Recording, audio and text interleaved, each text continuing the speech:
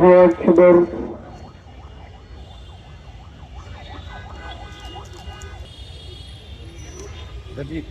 এই অন্যায়ের বিরুদ্ধে, এই জুলুমের বিরুদ্ধে কথা বলেছেন। তাদের একজন ছিলেন শহীদ ওসমান হাদি। আপনারা জানেন এর আগেও গত বছর যখন অন্যায়ভাবে ইরানের উপরে আক্রমণ করা হয়েছিল শহীদ ওসমান হাদি, তখন এই শাহবাগে আমাদেরকে সঙ্গে নিয়ে দাঁড়িয়েছিলেন ইরানের সেই সকল মুসলিম মানুষদের পক্ষ নিয়ে। রূপায়ণ lake castle, welcome to the land of piece.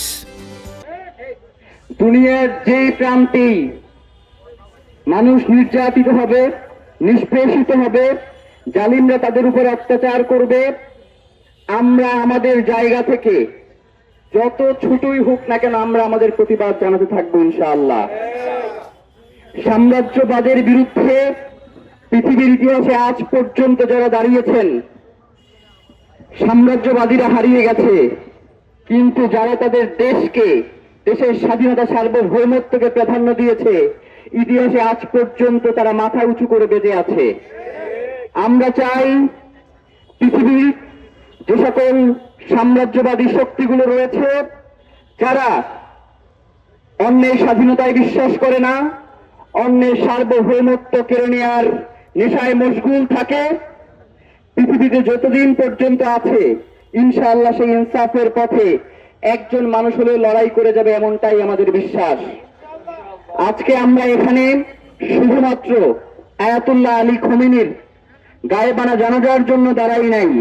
আমরা মূলত আজকে এখানে ইনকিলাব মঞ্চের পক্ষ থেকে একটা বার্তা দিতে এসেছি। আমাদের কোনো দল নাই, আমাদের কোনো মত নাই, আমাদের কোনো জালেমের সাথে আমাদের কোনো সম্পৃক্ততা নাই।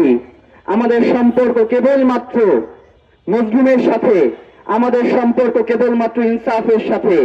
ইনসাফের প্রশ্নে আমরা কোনো দল, কোনো মাসলাক, কোনো রাজনৈতিক নেতৃবৃন্দকে গণনা করি না। আমরা শুধু দেখি যে সেই মানুষটা সত্যের উপরে ছিল কিনা, সেই মানুষটা তার স্বাধীনতা সার্বভৌমত্ব রক্ষার ব্যাপারে সচেষ্ট ছিল কিনা।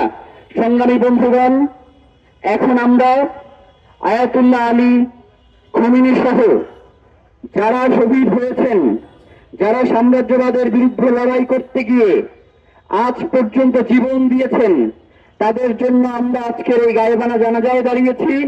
তাদের জন্য আমরা দোয়া করব এবং আপনাদের সকলকে অনুরোধ জানাই, আপনারা সকলেই সবসময় অন্তত নিজের অন্তরের প্রশান্তির জন্য হলেও মুসলিমের পাশে দাঁড়াবেন, মুসলিমের পক্ষে কথা বলবেন, এমনটাই আমাদের প্রত্যাশা।